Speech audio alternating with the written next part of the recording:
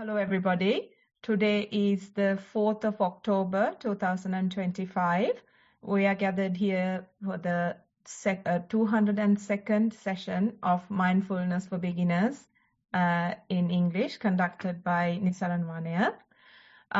I'd like to welcome Venerable Homagama Dhamma Kusala Thero to our session as usual. And I'd like to welcome everyone who's joining via the Zoom session now, and anyone who may be watching our YouTube session, or anyone who will be listening later.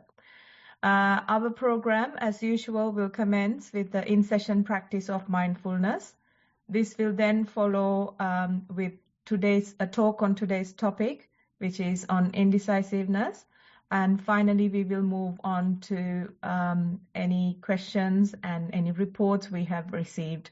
If we have time, we will leave time for questions as well. So to begin today's session, I now invite Bhante to start the in-session practice of mindfulness. Thanks, Sonali. Hello, everyone.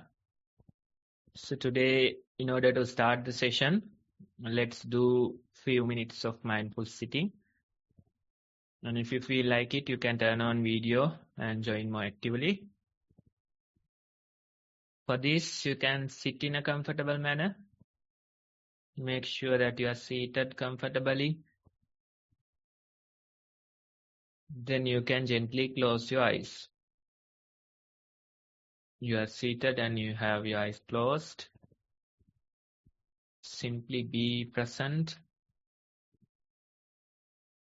and notice what you feel in the moment.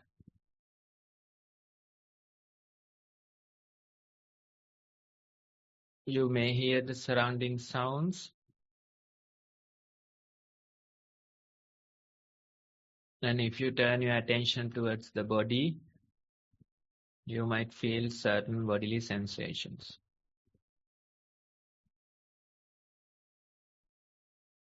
Simply notice what becomes prominent in your body.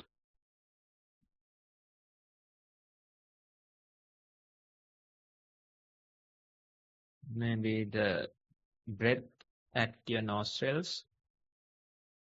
You feel the in-breath and out-breath. Or maybe the belly movements according to the breathing.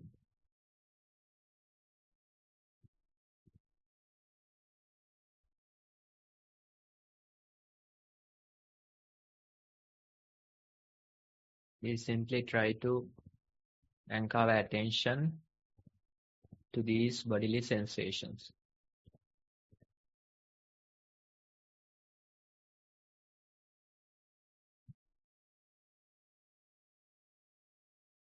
Time to time, attention goes to other things. Thoughts, memories, planning, they appear. Certain pain, irritations in your body. Sometimes sleepiness.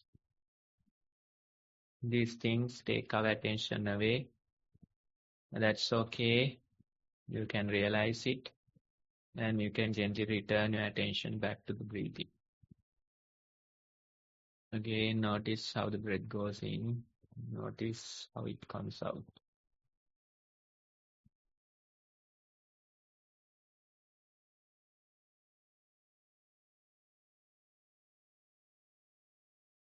All of us, let's try to continue few minutes of mindful sitting like this.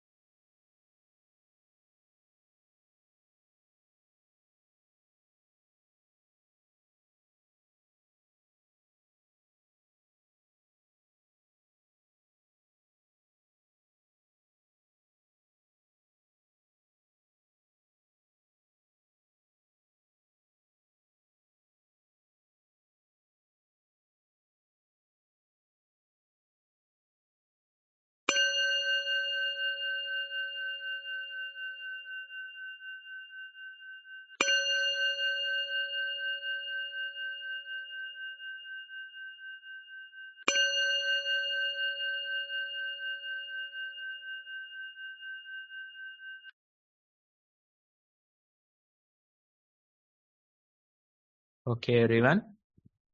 Now you can open your eyes again. That's probably like 10 minutes of mindful sitting, just to give you an idea.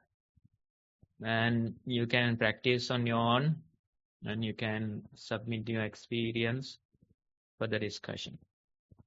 With that, Sonali, you can take over. Thank you, Bhante. Next on the agenda is to start the talk on today's topic. The topic for this week is the same one we continued from last week. It is indecisiveness. I now invite Bhante to start the talk on this topic. Okay, everyone. So this is a continuation from last time. And this goes with a metaphor of a frog in boiling water. And that part we discussed last time, so I'm not gonna explain it once again. And the very topic is indecisiveness. Your inability to make a decision.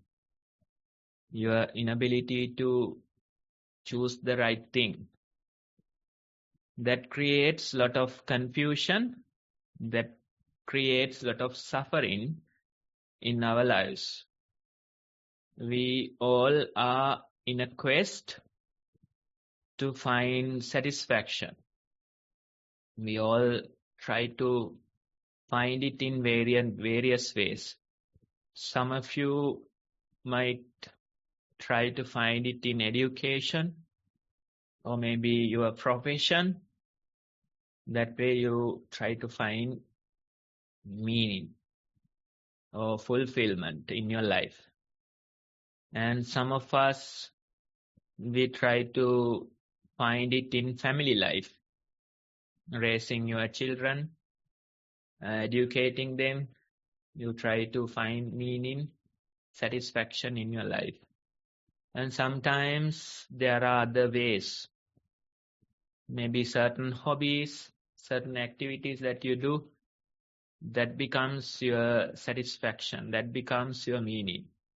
So this way, all of us, we are trying to find meaning, but most of the time we are unsuccessful.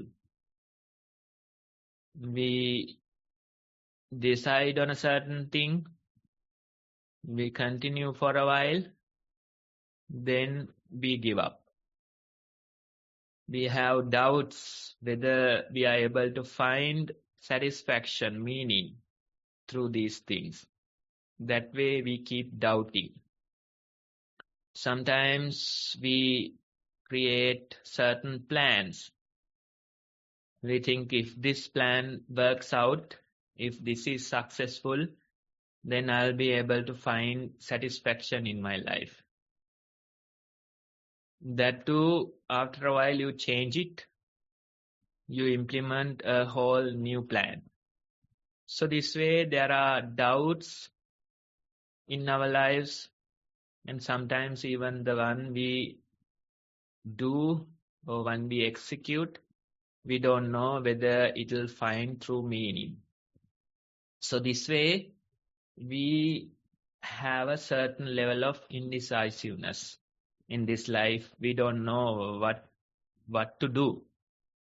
We don't know what will bring the full satisfaction in our lives. We do certain things, half the way we usually give up. You do a thing for a time, you are excited, you have energy, but after a while you lose interest.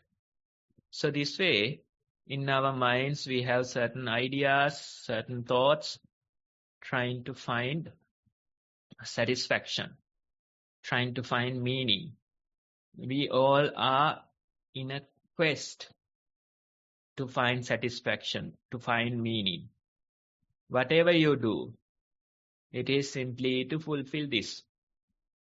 You would argue that I am doing this not for my satisfaction. You would say that I am doing my job for some other purpose. But when you consider the long-term goal, when you consider the real need within you, whatever you do, in a way you try to find satisfaction through that. You try to find meaning through that. Some people, they try to find meaning in their children. The things they couldn't do, they try to allow their children to do them. Maybe certain skills or certain sports they were not able to play or they were not able to develop. So they encourage their children to develop that very skill or to play that very sport. So this way, whatever we do, we usually are in a quest to find satisfaction. It might look like something else, but if you dig deeper, in a way you are trying to fulfill yourself through all these activities. You are in a quest to satisfy yourself through all these activities. We have this feeling of lacking. So we try to fulfill that through a variety of things, variety of activities. And where this lacking feeling is coming from? That's an interesting question that we have to ask. We have certain ways of satisfying this, certain ways of trying to find fulfillment, but no matter what you do, after a while you again feel that there is this lack. Let's say you go to a good restaurant and you take a luxurious dinner. You order whatever the things that you like, you consume them, you make sure that you are really full. But even satisfying your belly, satisfying your thirst with all those things, even after 5-6 hours, again you feel hungry. No matter what you do, there's always this lack. We have the feeling of lacking. It feels like we are satisfied for a while, maybe for a few hours, but again the lack appears. Right? So we do various things trying to fulfill this.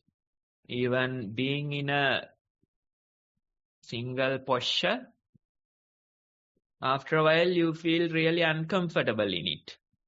Let's say if you are in a standing posture, maybe with a certain level of back support, lean into a wall, try to stay for a long period. Maybe like after 10-15 minutes, you become really uncomfortable in that very posture. There's this need to change the posture. There's this need to find some other way of satisfying yourself. Let's say you give in to that need and you change your posture into a seated posture.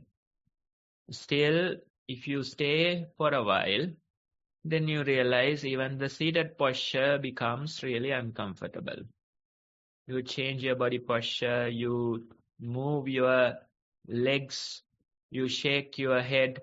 That way we try to find comfort in this, but we can't. Then we go maybe into a lie down posture. There also, if you stay still, then again the same unsatisfaction appears. So this way, no matter what we do, there is always this feeling of lacking, feeling of lack, right? We don't know how to fulfill this. We have doubts how to fulfill this. We do certain things, but we are not sure whether this thing will fulfill you, right? So that way, there's always the feeling of lacking. We do a variety of things trying to fulfill it, but we are unsuccessful. We don't know what to do exactly. We have a certain level of indecisiveness. We are not sure, right? So that way we live. And in the Hebrew Bible, there's this creation story, and they are originally Adam and Eve. They were in paradise, and everything was fulfilled. There was no feeling of lacking. They were like children of the God, and they were free to roam around anywhere. And it's a world with fulfillment. It's a world with everlasting happiness. But after a certain time, they ate the fruit from the tree of knowledge. Most of the people, they assign this tree to be an apple tree, right? Even on Apple computers, you can see that symbol, that logo. It's an apple with a bite taken. Somebody bit it. Somebody took a bite out of it. That's the tree of knowledge, right? And we sit in front of computers. There is this never-ending quest of trying to find knowledge, trying to invent new things, because we all feel this lacking. And you use various devices, you use various technological inventions. That way you try to fulfill these things. But no matter how much you try, still there's this feeling of lacking, right? So that's the poisonous tree, the tree of knowledge. After taking a bite out of that fruit, we keep searching for knowledge, we keep searching for new inventions, we keep searching for solutions, and it's a never-ending quest. But you were originally, according to that creation story, originally you didn't have such a feeling of lack. You were satisfied. It was a world with everlasting happiness, right? So how to go back to that original state? That's the question. Even in Buddha's teachings, you can find a similar story. Buddha explains about how the world was created. And originally the beings, they were like full of euphoria. And they didn't need anything else for their survival.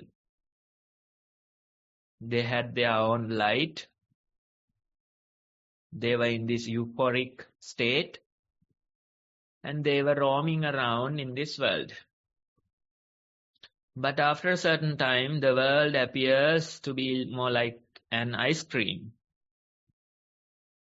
And somebody thought to himself, this seems nice, I should be tasting this. And that person sticks a finger and licks it to realize that it was very tasty. The desire, the craving appears for that particular thing. And after that, they start gulping down the world or the thing that appeared like an ice cream. And when one creature does it, the others follow. And what happens is that more you eat, more you feel the feeling of lacking. The more you eat, more you are dependent on the surrounding things for your survival. The Buddha goes on to explain how they kept eating, and how their bodies became heavier and heavier, how their satisfaction started to depend on the surrounding things. If they get that food, they feel satisfied for a while. But again, the feeling of lacking continues. So this way, we can see even in the creation stories, initially, the original state was more like everlasting happiness. There wasn't this feeling of lacking. But the craving arises, the desire arises, the tree of knowledge, the poisonous fruit, you take a bite out of it, and eventually you are in this quest of never-ending search, trying to fulfill yourself, trying to satisfy yourself. But the very promise of the training, or the very promise of the practice, is that you can find this everlasting freedom in the present moment. The present moment is everlasting. The present moment is full of happiness, peace. If you are able to anchor yourself to the present moment, then you can find it. That's the very idea of the practice of meditation. And our mind, it creates a lot of doubts about this. It creates a lot of questions about this, especially if you are educated, especially if you good at thinking, then you will ask never-ending questions. You'll ask how this training works.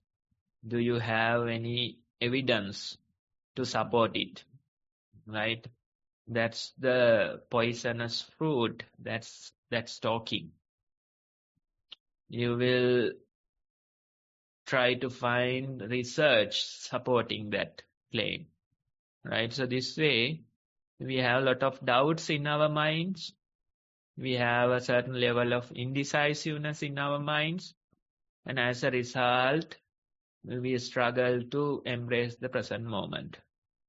But the very idea is, if you can be present, let's say for a single breath, if you can be present for a single step, if you can be present for a single bite of your food, that very moment you feel, or you plug into this happiness, satisfaction in the present moment. We go to, certain places, conduct practice sessions for new people, and practicing for the very first time, maybe like sitting for like 20 or so minutes, they say that they could feel certain level of peace within. Maybe some of them, they claim that it's the very first time that they have experienced such a peace within, right? So the peace or the satisfaction, it's not far away. It is right in front of us, right there in the present moment. But our very ability to think, our very ability to doubt, our very ability or our very issue with indecisiveness, that creates a whole lot of confusion. Time after time, we try to say that this is not the real happiness. Time after time, we say it couldn't be here and now. I'm not that blessed. I shouldn't be, getting this here and now. Instead, maybe tomorrow, when I satisfy that need, maybe in some other place, there I'll be able to find the real peace, not in the present moment, not in the here and now. But the very idea of the practice is simply to embrace the present moment. That's what you have been looking for. In your entire life, you have been in a quest to find happiness. You have been in a quest to find fulfillment. But we were traveling to find it in some other place, to find it in some other time, while forgetting that we already had that ability. It's like you go search in other places, you go search in other times, trying to find happiness, trying to find fulfillment. But the very search, very happiness or the fulfillment that you tries to find, it is in the present moment. It is in here and now.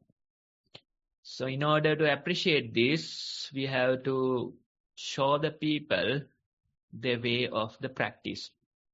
The very best idea is to anchor yourself into a bodily sensation. The bodily sensations, they don't deceive us. If you attach yourself to a certain mind-made object, then that very object can deceive you. It might argue that you are present, but actually you might be lost in some other place. But the bodily sensations are simple. The bodily sensations are easy. So for a newcomer, we must introduce the bodily sensations as their primary object. You walk and you anchor yourself to a prominent walking bodily sensation. You sit, you anchor yourself to a prominent sitting sensation, maybe breathing. You do your other activities, you try to anchor yourself to the prominent bodily sensation in that particular activity. So that way we try to keep training our minds. Time after time the mind will say, it is not here and now. The very satisfaction you are looking for, it is in some other place, it is in some other time. That's what the mind will say. But we keep practicing. Time after time, we keep practicing. We try to anchor ourselves to the present moment. In a way, you are already enlightened. But the very fact of proving it to yourself would be the practice. You are already a Buddha. But you will say, no, I don't have that much of merits. You will doubt. You will question. Right? So, the way of meditation, the practice of meditation, it will help you to prove that to you. That's the very idea. So even the people with lot of thinking power, the people with lot of doubts, the people with lot of indecisiveness, they keep on practicing. And when they continue for few months, they realize their minds are starting to settle down. Their minds are starting to settle down in the present moment. Earlier they have been thinking a lot. Earlier they have been doubting a lot. Earlier they have been in a quest for knowledge, trying to fulfill themselves. But with repetitive practice, they are able to feel the satisfaction in the present moment. So it is not like, you can intentionally do it. What you can do in the moment is simply try to be present. And when you practice that for some time, for few weeks, for few months, then gradually you see that the mind starts to settle down. That happens as a result of your effort. You do it few weeks, few months, then gently you realize now the mind is more or less satisfied in the moment. And you don't need anything else to be fulfilled. That's the very idea. That's the very ability. You can do whatever the things that you are doing. Maybe go to work, maybe take care of your family matters, raise children. All of these things you can do. But what matters is that you have this inbuilt satisfaction. You don't need these things for your satisfaction. You don't need these things to fulfill yourself. Instead, you do them for the sake of doing, but you are already satisfied with it. You are already fulfilled. That's the very idea. That's the way to live this life. Again, you realize you are children of the God. You are in the paradise. There's no feeling of lacking. There's no need to, satisfy yourself with the outside things. Right? So that way, if we continue this very training for some time, then we can really feel how the mind starts to settle down. I think a couple of weeks ago, we went for a program at the Castle Streets Hospital for Women. And there were maybe 30 people there. And most of them were pregnant mothers. And they didn't know what they were attending. They didn't know what the program was about.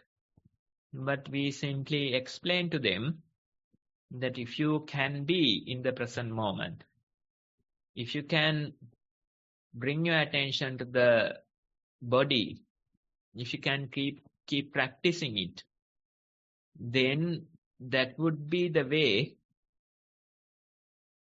to get a blessed child. If the mother's mind is all around the place, if the mother's mind is so chaotic, then definitely you will get a child that attracts the same type of energy. So if you need a blessed child, then you have to make sure that your mind is blessed. That's the very idea. Same energies attract themselves. That's the law of this universe. Right? So if the mother's mind is not peaceful, if the mother's mind is full of stress, if the mother's mind is depressed, then you might probably get a depressed child as well. Right? So the very idea that I tried to convince to them is that if you need a blessed child, you have to be present. Bring your attention to the present moment. Make sure that you embraced that very peace in the moment. And after doing the program, the doctor who has organized it, she came to me and she was saying, Bhante, during my pregnancy time, I was depressed. And now my child is probably 11 years old and that child is also depressed. Right? So the very logic was proven in her experience. Being 11 years old, how can a child become depressed? But that's the reality in this new age. Especially the children. They are called Generation Alpha. the children who were born after 2010.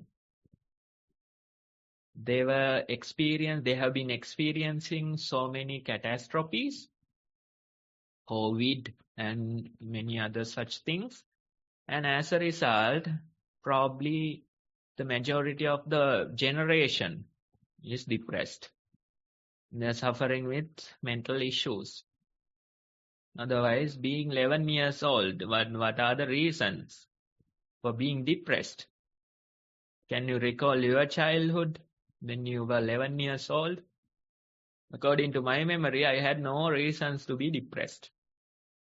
But nowadays, the new generations, even being 11 years old, some of them are depressed. And the parents, teachers, they can't really tell it from outside. That's the danger in it. They feel like the child is quiet. They feel like the child is an introvert. They feel like the child is doing okay. But maybe in their minds, they are depressed. And sometimes they try to harm themselves. They try to, cut themselves. Or they try to commit suicide. All these problems, issues follow. Right? So, if you want to attract blessed people, the very idea is that you have to be blessed in your mind. That's the very idea. If you can be peaceful, then eventually your family members too will be peaceful. And I think I have seen this documentary or something. It was explaining about ancestor trauma. The trauma passes from generation to generation. If you are depressed, your children will be depressed. Then the grandchildren would be even more depressed. Right? So that way, in your genes, these bad experiences, trauma, they pass to the next generation. Ancestral trauma, I think that's the word that they used. Right? So even maybe we are carrying our parents' trauma as well. Maybe in our genes we have those defects that we brought from the birth. But still, you have the ability to change them. If you become a meditator, then that's the best thing you can do to your family members. Probably the children that are born, or probably even the children that are not born. To all of them, the best thing you can do would be to find peace within, to find satisfaction within. And if you can do that, then eventually your family members too will be peaceful. Your family members too will be satisfied. That's the very idea, because same energies attract. Right? So it's important that we find the satisfaction within. That very satisfaction is not far away. You can simply anchor yourself to the present moment, and the more you are present, the more peace that you will feel. If you have a feeling of lack, the very reason is either past or the future. Maybe a certain past incident, maybe future. In the present moment, it is always fulfilled. It's like living in the paradise. There's this everlasting peace, happiness. We go to the past, we go to the future, doubts, questions, then stress, all these things appear. So we try to train ourselves and we try to make sure that we improve the ability to be present. All your problems, all your issues, all your sorrows will be quiet in the present moment, will be fulfilled in the present moment. In the moment, you can find peace. In the moment, you can find satisfaction. We have to let go of our doubts. We have to let go of our questions. We have to let go of our indecisiveness and simply do this. Simply train ourselves repetitively to be present. Initially, you don't feel much result out of the practice. But when you continue for a certain period, you start to see how this very practice is benefiting you, how your mind is changing for the better, how you let go of your indecisiveness, how you let go of your doubts, questions, and simply be in the present. There is no greater place, there is no greater time than the present moment. It's like that quote from Winnie the Pooh. Somebody else is asking, a friend of Winnie's.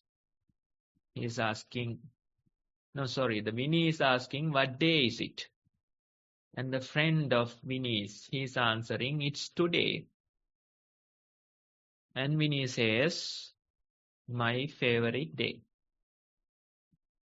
My favorite day, that's today. Right? So that's the very idea. Try to train yourself and try to realize that today is your favorite day. Thank you for listening. Well, thank you very much, Bhante, for that wonderful sermon. And with that, we are moving on to the reports and the Q&A session. And I would like to invite Anupama to take over. Thank you, Tarindu. I hope you can hear me clearly. Yes, definitely. Okay, Avasarai Bhante. So before reading the report, we usually give an intro to you about the practice of mindfulness and how to develop it, and the report reading and sharing through the Google form or email.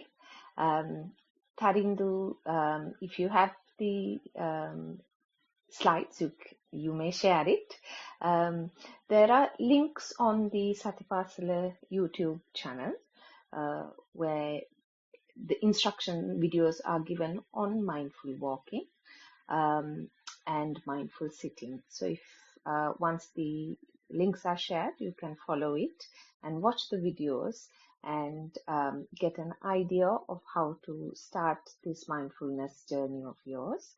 And once you have accumulated, we would say about 20 minutes of practice, at least of each per day, to accumulate for 2 hours, then you can write a report for us. As you can see, the links have been shared in front of you on the screen. And the idea is allocating a small time each day for each practice. So for example, in a reflection report, you can either start it with a question or a statement. You can use titles such as mindful walking and mindful sitting.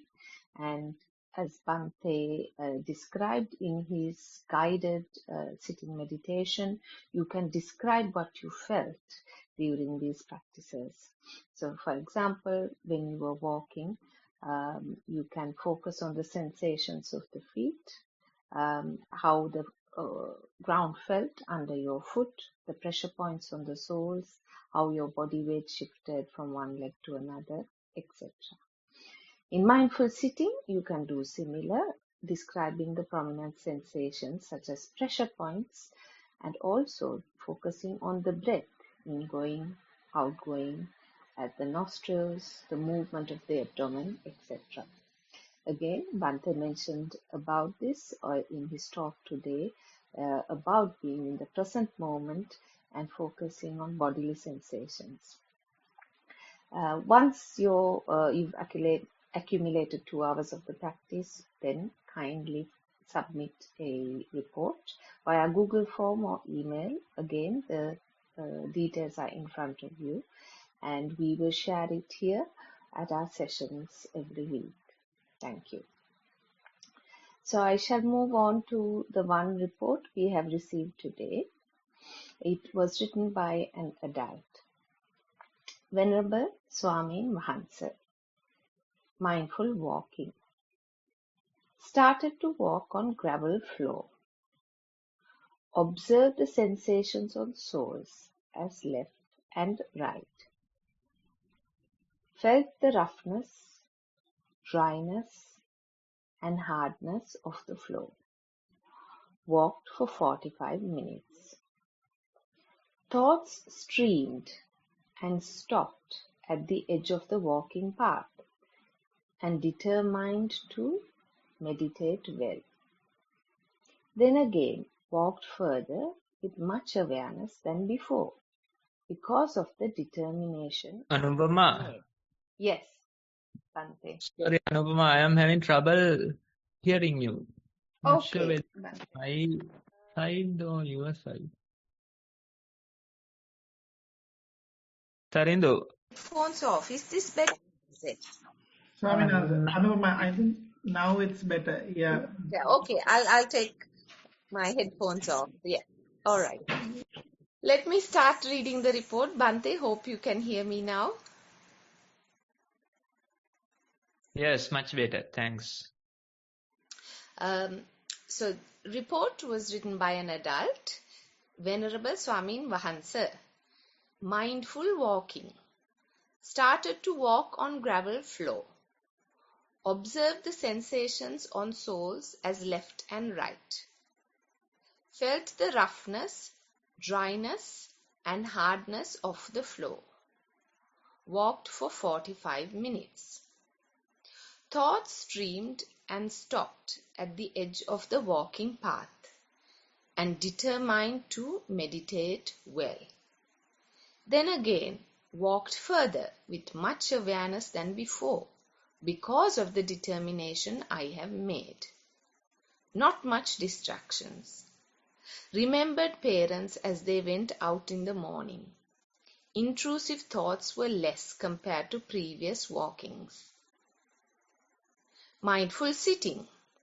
Sat on a cushion in easy pose and observed the posture at a head of lump.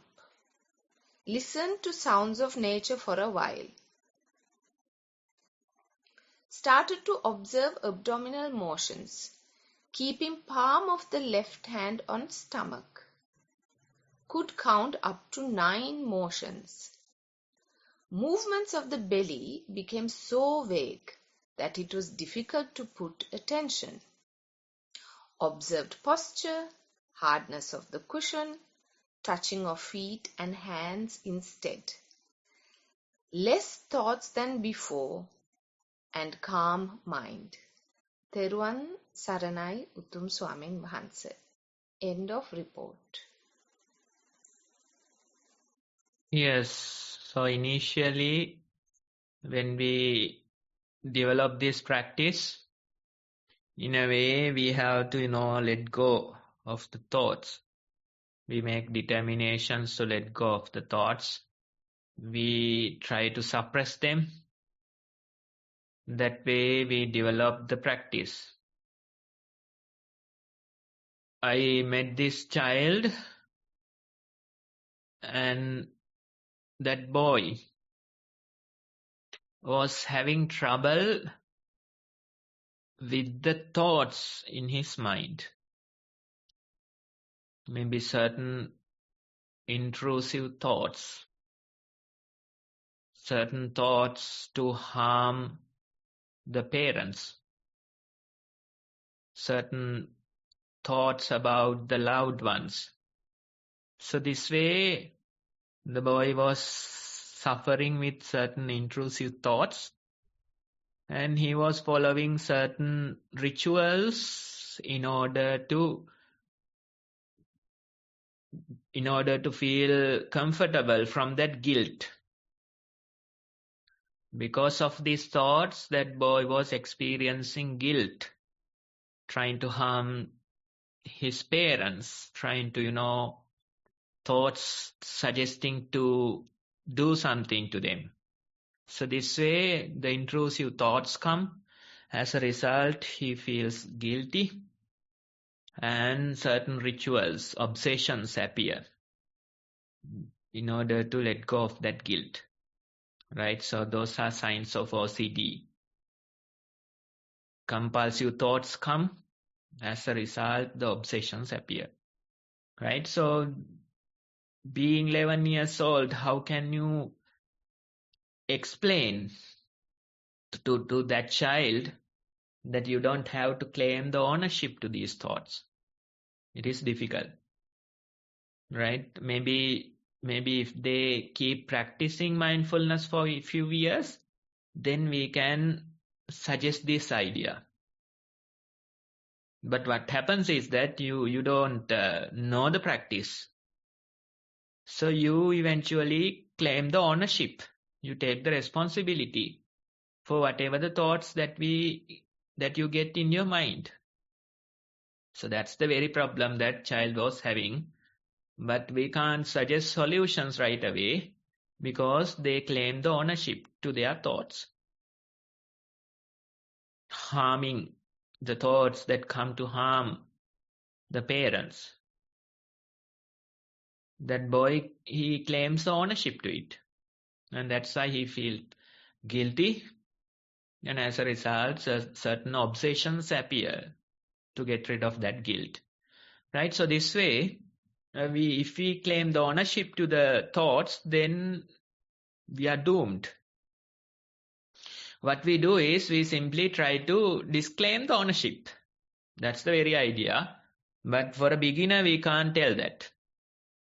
For a beginner, we say, okay, suppress your thoughts, let go of your thoughts, try to anchor yourself to a bodily sensation. But when they practice for a while, maybe when they develop a certain level of mindfulness, similar to the level of mindfulness in the report, we can suggest them, let the thoughts come and go. But try not to make those thoughts yours. That's the very idea. Don't try to make them yours. Instead, let them come and go, somebody else's thoughts. They are. Most of them are intrusive thoughts. Trying to harm someone, trying to do something, those things. But we don't crave to those thoughts. We don't surrender to those thoughts. Instead, we simply see them as somebody else's thoughts. We simply disclaim the ownership to them.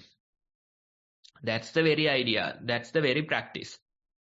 So your level is good as a beginner, but if you want to develop the practice further, you have to see these thoughts as somebody else's thoughts. Disclaim the ownership to them. That's the very solution for that child's OCD, for that child's problem. But how can you convince that? How can you teach them that you are not the owner of these thoughts? That's the difficult part. So the very part is getting them to practice for a few years. And when they develop their mindfulness into a certain level, you can simply tell them, now let the thoughts come and go, but you are not the owner of these thoughts. You don't have to claim ownership. You don't have to surrender to these thoughts. That's the very idea. That's the very way of practice. Thank you, Bhante, for that valuable advice. That is the end of our reports today. The floor is now open to Q&A from the audience. If they can kindly raise their Zoom hand, we would invite them to ask any questions or if they have any comments to make. Yes, Samantha, your Zoom hand is up. If you can now unmute yourself and ask your question, please. Yeah, thank you, Anupa. I managed to unmute.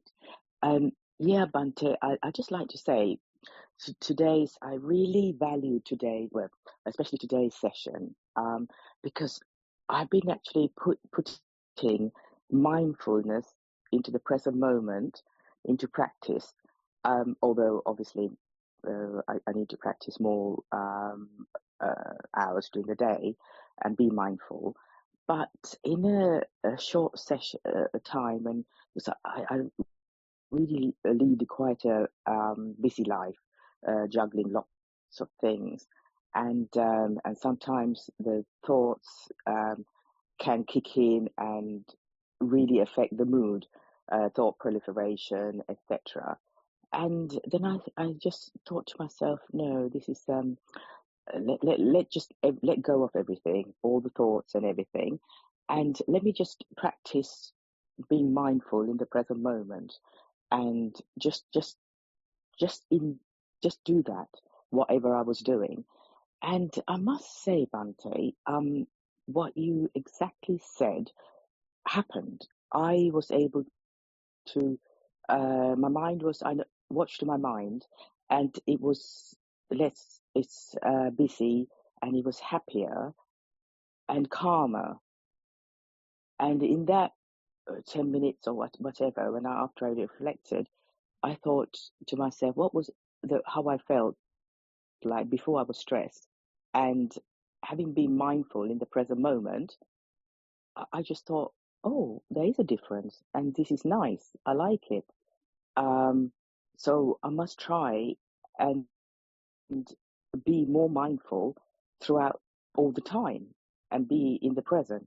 And I found well, for me, that was like a little eureka moment, because I know everyone says that, but I never understood what it was really. Everyone talks about mindfulness all the time, but that little 10 minutes really made me happier and calmer. So I really valued what Bhante said today. Thank you. Sadhu, sadhu, sadhu. Yes, so for those 10 minutes, you are enlightened, you are in the paradise.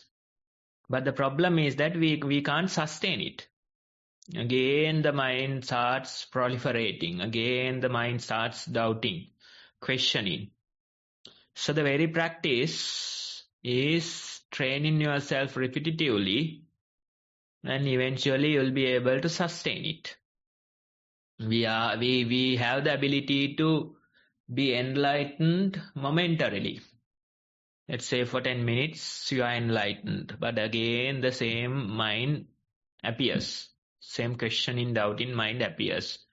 You are able to be in the paradise for 10 minutes, but again you come to this world. You take the fall, right? So that way, this happens time after time, but we don't give up. We train ourselves repetitively till the very mind realizes that this is the only peace that we have been looking for. This is the paradise that we have to live in. That very realization will come in time, but simply keep on practicing, keep at it. That's the very idea. Thank you, Bhante. I think that's exactly what I was thinking as well. So that little snapshot gave me the inspiration to keep on practicing and making more effort of mindfulness, and that's leading to concentration, vice versa. So all that effort, mindfulness and concentration. Thank you, Bhante. I'll continue. Thank you, Samantha, for that contribution. Yes, it certainly is good to hear how everyone's mindfulness journey is unraveling. Any other questions? I think Hema Mali.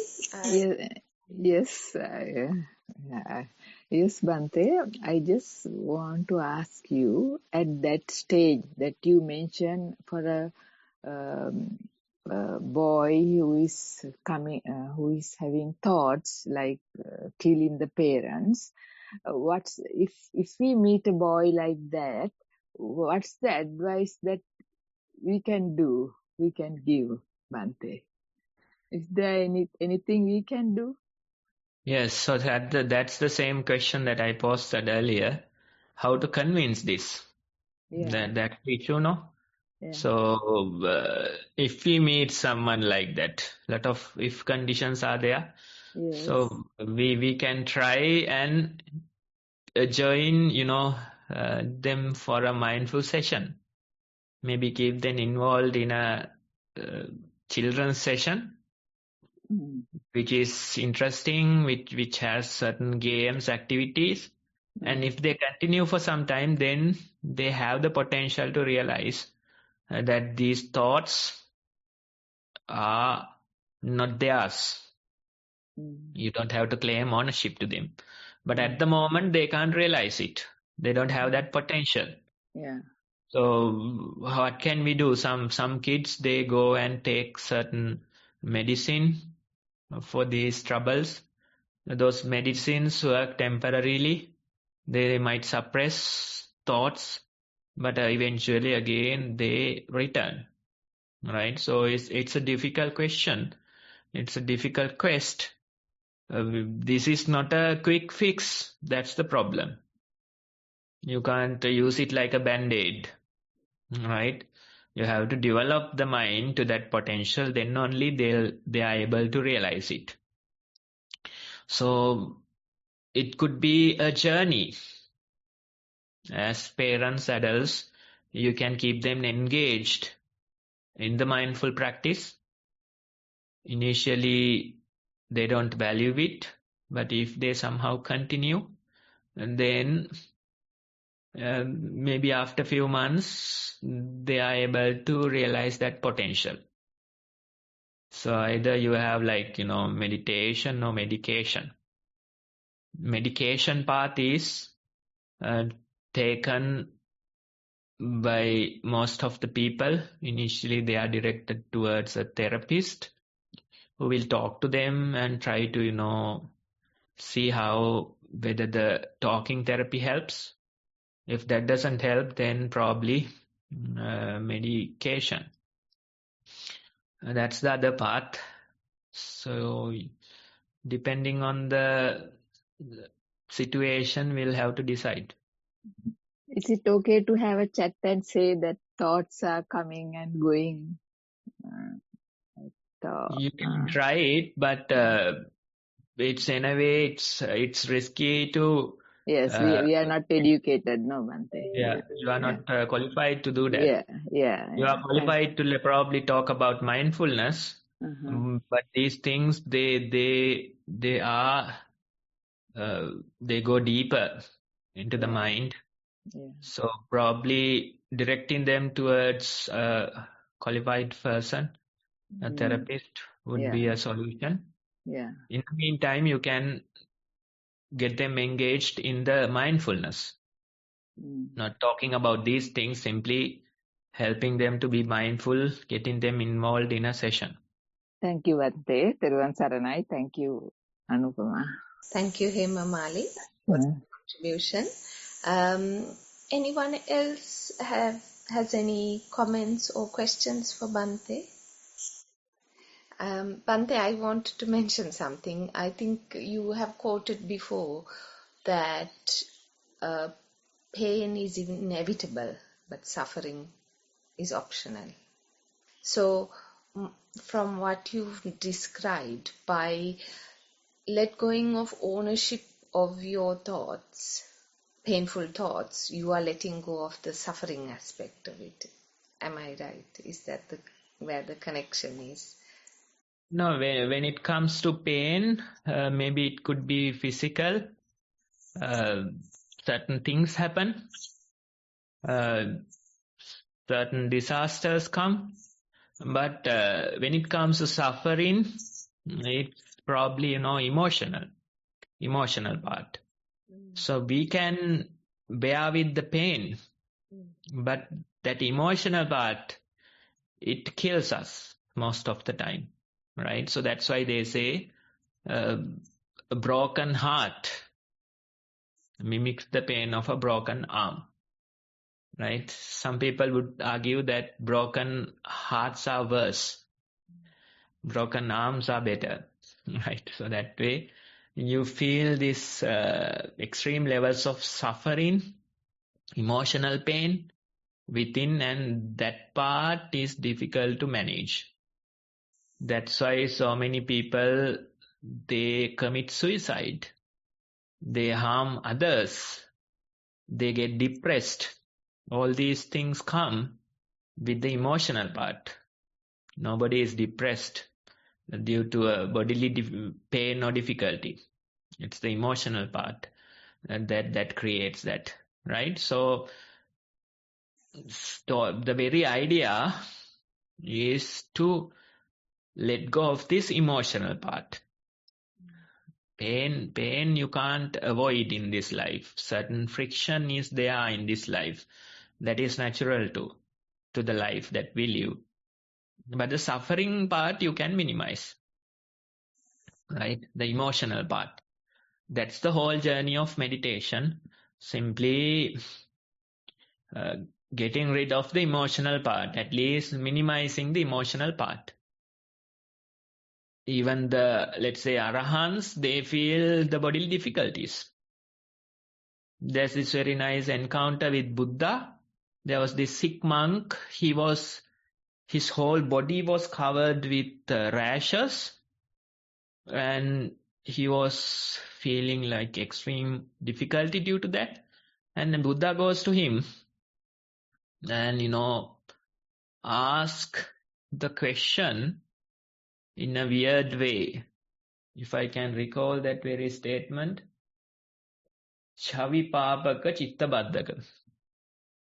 Outside on the skin, you look like unwholesome. But in the mind, you are wholesome. He's talking to an arahant. He's asking, how are you? He's calling him Chavipapaka chitta baddhaka. Outside unwholesome, inside wholesome.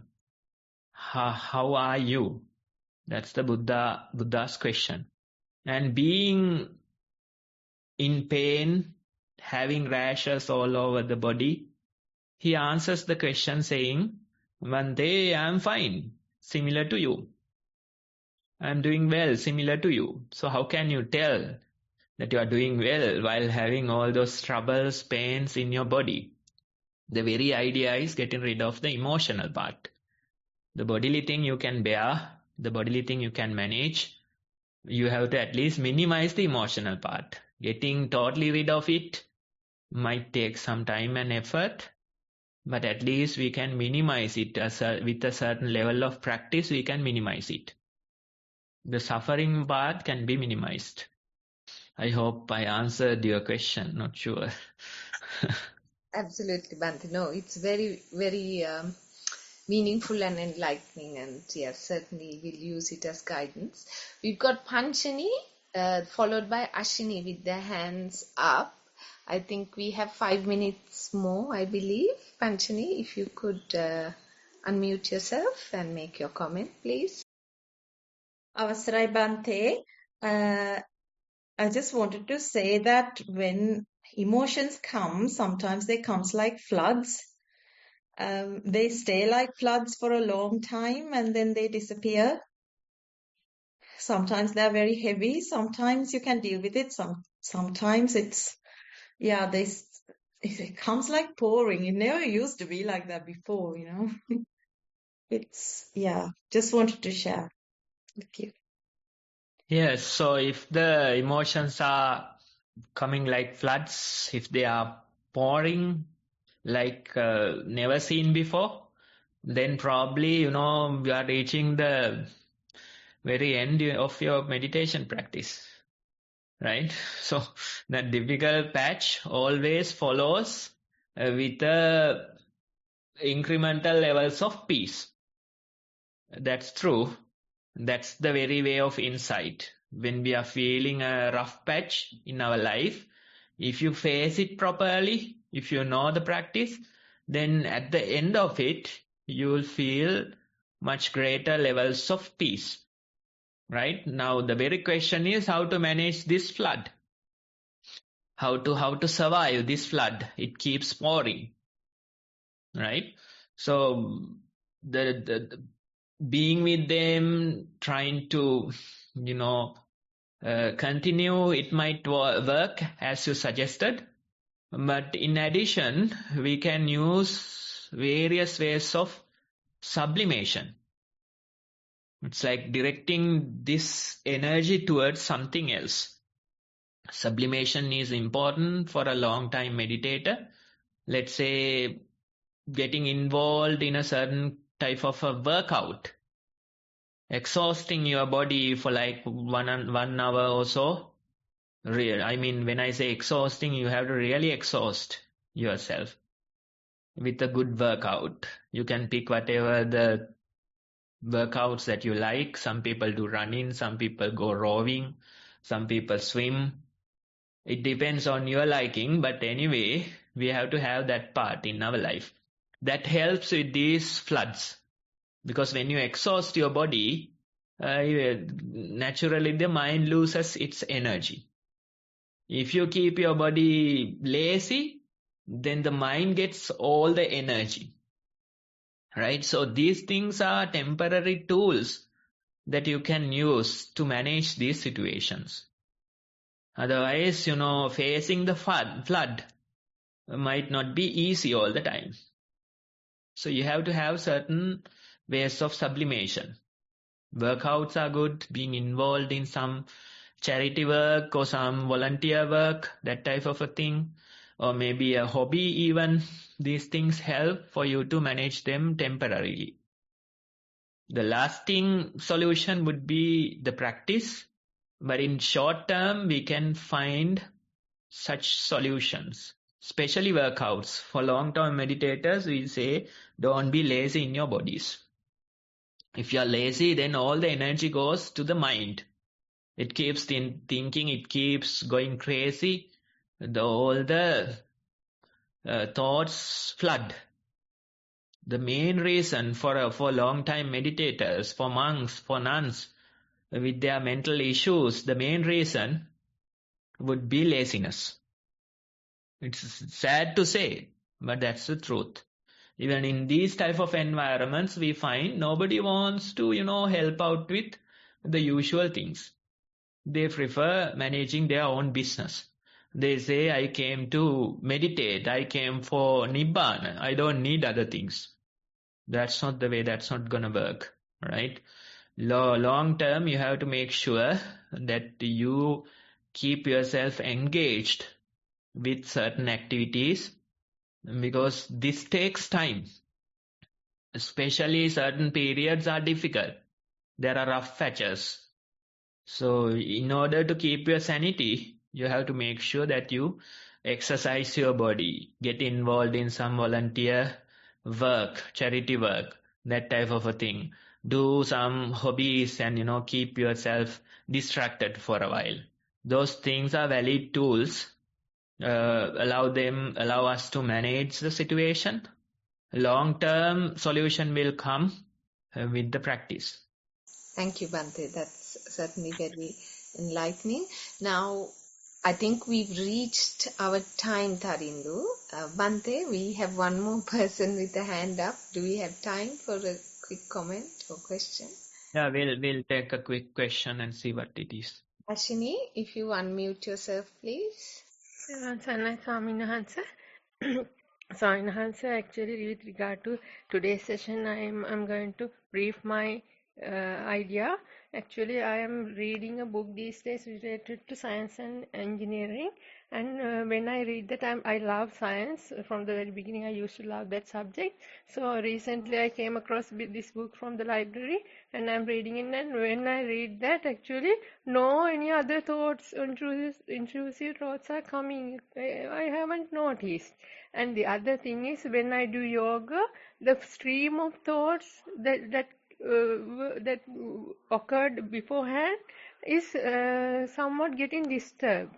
And the other thing is, the answer, when I watch TV, when I do other activities apart from meditation, I have noticed that my flow of thoughts are distracted.